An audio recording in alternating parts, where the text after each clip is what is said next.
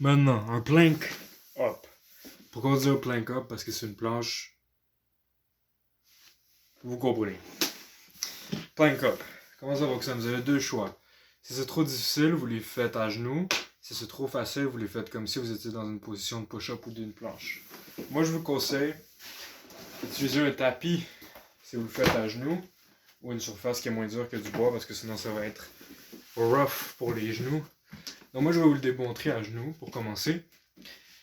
Quand vous faites un exercice à genoux, que ce soit un push-up ou peu importe, vous venez faire en sorte que votre poids soit réparti sur la portion ici de vos genoux. Pas ici, pas sur le coin, pas sur le pic parce que ça va faire mal. Vous venez, je vais essayer de vous le montrer un peu mieux. Vous venez mettre le genou comme ça ici. Vous voyez comment je mets mon poids sur cette partie-là, le haut du genou. Là, on est prêt. Maintenant, je vais reculer pour que vous voyez mes bras parce que c'est ce qu'il faut voir. C'est juste pour vous montrer la position de vos genoux. Donc, si vous êtes sur les genoux, vous venez comme ça.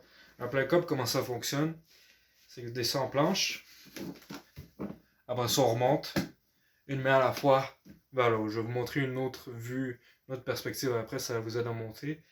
Mais comment ça fonctionne? Je vais mettre en diagonale en fait. En diagonale, ça ressemble à ceci. Vous avez vos mains en dessous de vos épaules. Pas trop devant, c'est difficile pour l'équilibre. Juste en dessous de vos épaules, pour que ce soit quand même assez difficile aussi. Pour que ça travaille comme il faut. On descend. 1, 2. Vous voyez, j'ai mis mes mains en position planche. On remonte. Main gauche.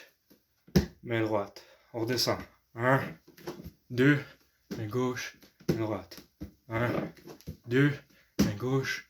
Main droite. Un rep, une répétition, c'est ça. Quand vous revenez à cette position-là de départ, ça fait une répétition. Donc, si j'en ferais 3, c'est 1,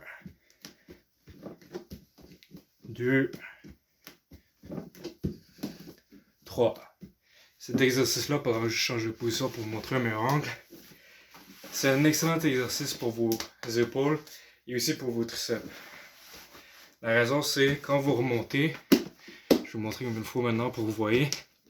La position des bras, n'oubliez pas, en dessous de vos épaules. Quand vous remontez aussi, parce que le monde a l'habitude normalement de le faire, puis d'avancer leurs mains pour s'aider. Là, ça devient plus facile. Vous pouvez voir comment mes mains sont vraiment plus devant moi. Si je les mets derrière, là, c'est vraiment plus difficile. Donc, on descend, on monte. Ça, c'est la partie qui est pour les épaules et pour les triceps. Quand on descend ici, là, vous voyez, c'est mon épaule qui vient supporter mon poids. Je descends. Là, ici, quand je remonte, ce mouvement-là vient travailler mon triceps et mon épaule en même temps. On descend. 1, 2, 3. Donc, c'est simple comme ça. Ensuite, si c'est trop facile, comme j'ai dit, vous pouvez le faire directement sur vos pieds. Là, j'ai fait à genoux. La plupart du monde, je vous dirais, commencer à les faire à genoux. Étant donné que ça peut être un mouvement qui est quand même pas nécessairement simple. Aussi, gardez vos épaules vers l'intérieur. Je vais vous le montrer vite pour éviter de vous blesser. Quand vous le faites, vous descendez.